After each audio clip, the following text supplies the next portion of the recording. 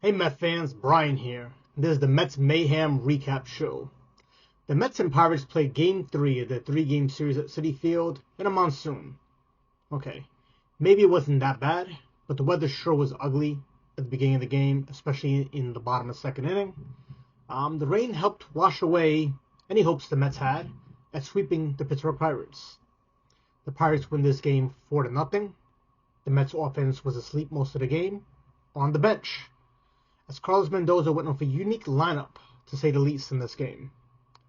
Juan Soto was given the day off Wednesday, with an off day already scheduled on Thursday, and the Mets playing the Yankees for 3 games in the Bronx, beginning Friday evening.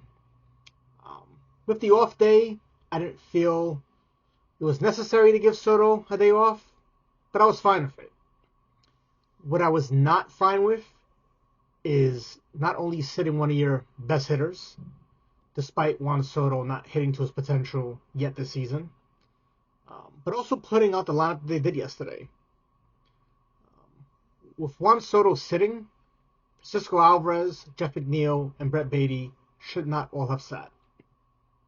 Yes, Bailey Falter was a lefty, but he has reverse splits.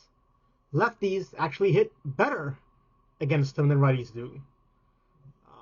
So we sat all the lefties, minus Nimmo. Not understanding this. It felt like this game was thrown away. This was not the game for Sterling Marte, even though he did go 1 for 3 with a walk.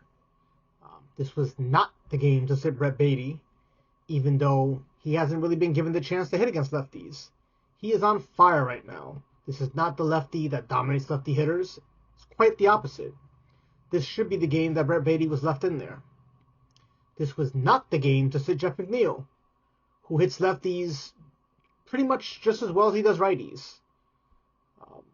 Lefties hit over 300 against Falter, while righties hit under 200.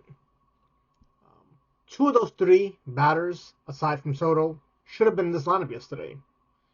To me, the Yankee games are not worth any more than the Pittsburgh Pirates game. If Marte was going to DH, McNeil should have been in right field if you wanted Taylor in center field. Otherwise, you could have put McNeil in center field, and done whatever in right field. Maybe put Marte in right field this game and use DH for Alvarez. Baty should have got the start at third base with Vientos at DH. But if you didn't want Vientos at DH because you wanted Marte there, fine. Vientos at third base. Baty should have been at second base in this game. The Mets should have had a combination of Acuna, Azokar, Soto, maybe Alvarez on the bench, with playing Baty and McNeil. I would prefer Alvarez starting, because let's be honest, in a 3-game series, he's probably sitting on Saturday anyway. So, with the off day on Thursday, why sit him on Wednesday? One of the things that I feel Carlos Mendoza does, and I think he takes a little bit too far, is trusting his players, is wanting to display that trust to them. In yesterday's game, Azokar was up, bases loaded, bottom of the 4th inning. He's not a key player in this team. Carlos Mendoza wanted to show trust in him.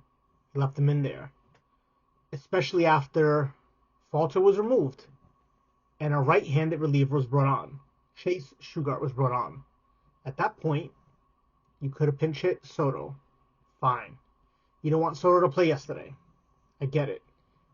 Unless he's possibly a late game pinch hitter or an emergency situation, you want him glued to the bench to get the full day off. Fine. You don't want to pinch hit Brett Baty there because you didn't know how to handle right field. Fine. But you had Jeff McNeil. McNeil could have pinch hit there and then been slotted into right field defensively.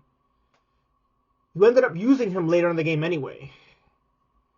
So, not going to get much more into the game. Not going to get any more into the game, to be honest with you. The Mets lose. It completely felt like they threw this game away in anticipation of the Subway Series this weekend. Mets are off Thursday. They dropped to 28-16. They're still 2.5 games up on the Phillies, first place NL East. They are 1 game behind the Detroit Tigers for the best record in baseball. So I'll be back to recap the Subway Series and provide any other noteworthy Mets news And I will be coming up with previews to the Subway Series, so look out for that. But until then, Mets fans, let's go Mets.